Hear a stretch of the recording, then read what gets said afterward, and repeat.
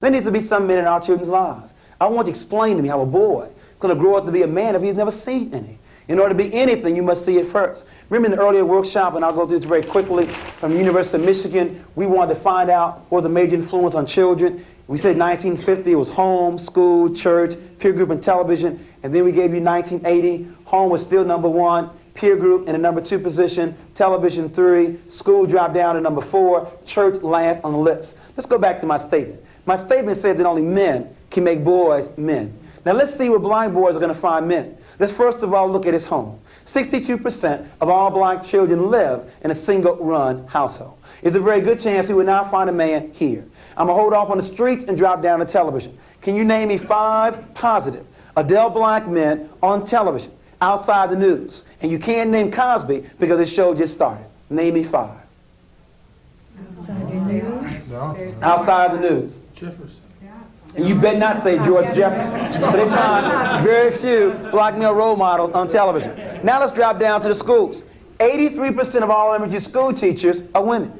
95% of all teacher aides are women. And when do men teach? After the critical 4th grade, or they're in the upper grade, or they're the PE teacher, the janitor, or the principal. Very few before the 4th grade where black boys need them the most. And lastly, the church. Most young people, men, don't go to church. And the reason is we lie to them. First of all, we made Jesus Christ white. The man surely was not white. And we have a book called What Color Was Jesus to explain that. He had hair the texture of wool and feet the color of bronze. But secondly, the Lord's Prayer says on earth as it is in heaven. Young people and men want some action. They want some programs. If there are no programs in your church, they will see you later in heaven. As a result of not finding a man at home, few on television, few in school, and not wishing to attend church, the last place is the streets. And that's the problem. The streets do a very poor job making men. They do a better job making pimps, pushers, and a few basketball players. Their hero, Michael Jordan, has said there were 1 million brothers that won his job last year in the NBA. Of this 1 million, only 400,000 will even make it to play high school ball. Of this 400,000, only 4,000 will make it to play college ball.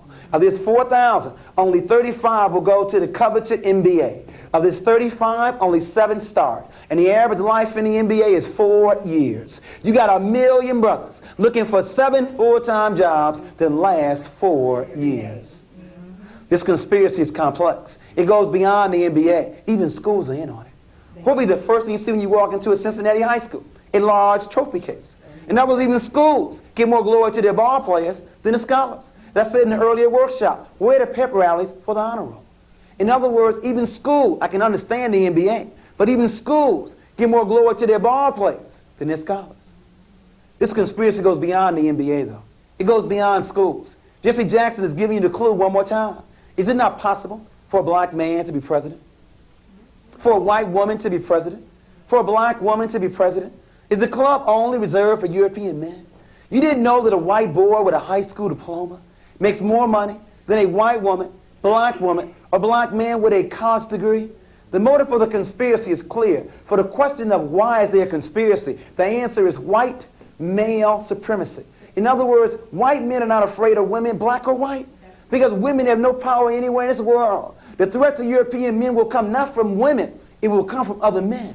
And the best way to destroy black men is to destroy them as a boy.